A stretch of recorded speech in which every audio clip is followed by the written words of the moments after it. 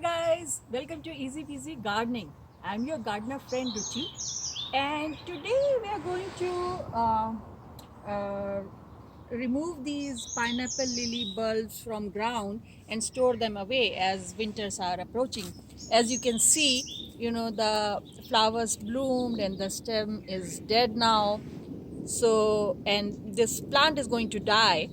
So, in zones 9 and above, it will survive, and you can leave the bulbs in the ground, and in the spring they'll again sprout and the new leaves will come out. But in other zones, you may just want to store them away. So, I'll just show you what to do.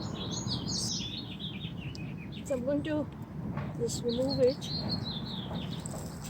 and you can see there are a lot of roots. This one bulb,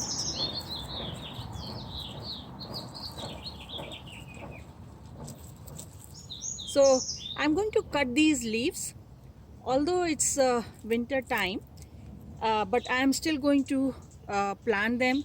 If you have seen my other videos how to grow pineapple lilies from leaves, I'm going to cut these and plant them in soil.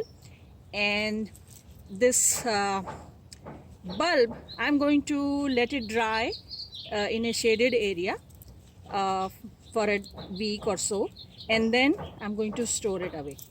So I'll show you when it is dry how we are doing it. So it's been 1 week and we left it to dry in the shaded area. Now it is completely dry. You can see that the foliage is dry too. So now we can just put it in paper, and then we can just wrap it loosely in a paper. And I'm going to just put it in this plastic bag which has holes in it, and I'm going to store it away for the winters.